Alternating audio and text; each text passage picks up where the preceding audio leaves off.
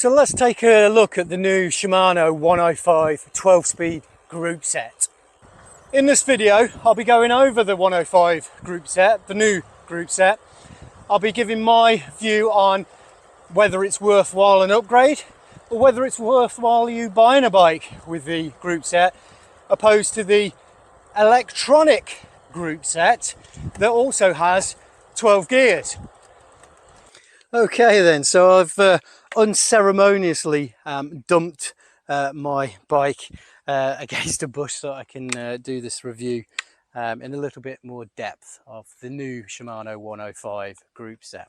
I'm starting at the back and working towards the front. The cassette itself, like I've said, it's a 12-speed cassette overall, 6 gears at the back, obviously, with the 2 at the front. In terms of its changing capabilities, well, it's very quick and it's very clean. I've had no cable or gear munch when I've been changing gears on this particular bike. It is a mechanical changer and it is 12 speed, and that's quite unusual. Being a mechanical changer, sure, I had to adjust the cable because of the cable stretch, but other than that, no problems whatsoever. Just teething issues that you would expect. I will leave in the video at post-production the actual gear ratios and number of teeth. I simply don't recall what they are. However, what I can tell you is I've took this group set and this bike on an epic tour around France, and it had some very challenging climbs on that tour, and both the larger cog, the climbing gear, was really capable, especially when I touched the Mont Ventoux Central Massif area in France. But then conversely and equally, the smaller gear at the back was fantastically quick on flats and downhill sections. Really good cassette and reliable cassette at the back. I understand this is the last time Shimano may be making mechanical changes. I think they're going as part of their strategy to the Di2 technology.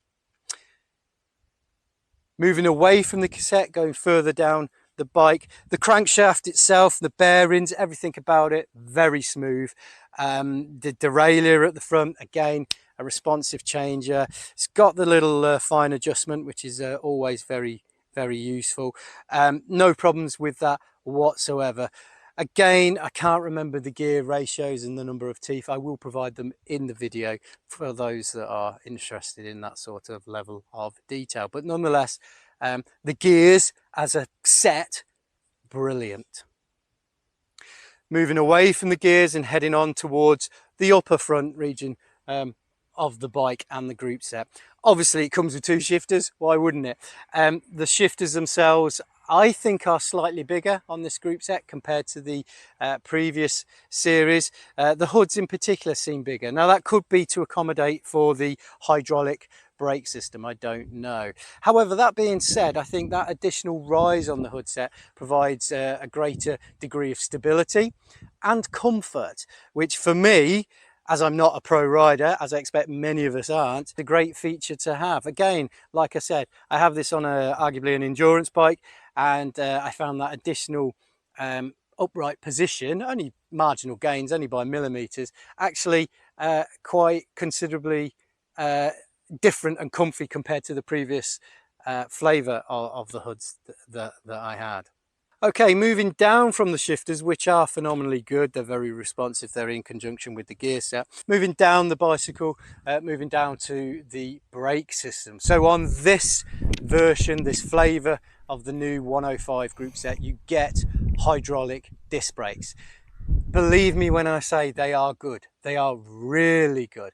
So as a comparison, I have a 105 group set on a gravel bike, another Ribble gravel bike, and it's a mechanical operated disc brake system. Now they are good and they do stop you. These take it to another level though, they really do. As an example, I was flying around some wet patches of road a while ago, car pulled out, these stopped almost instantly, to the point where they locked. That was my error, not theirs, and I had to feather the brakes to avoid a skid. I think had I had been on the previous set, the previous 105 mechanical brakes, Not so sure I would have stopped certainly as confidently. These are very good. Again, when I've been going down fast, traversing fast, steep descents, it's nice to know that the reliability and responsiveness and feedback that you get from these 105 hydraulic brakes is there. They are really, really good. So in terms of the group set, is it worthwhile an upgrade? Yes, in short. If you're looking to fully upgrade your group set and you don't want to upgrade it to the next level, is it Ultegra?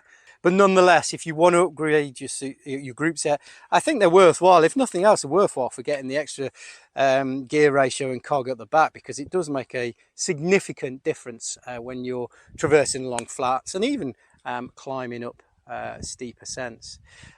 Is it worth buying a bike with this group set compared to any others? Absolutely it is, unless you're a pro cyclist, of course.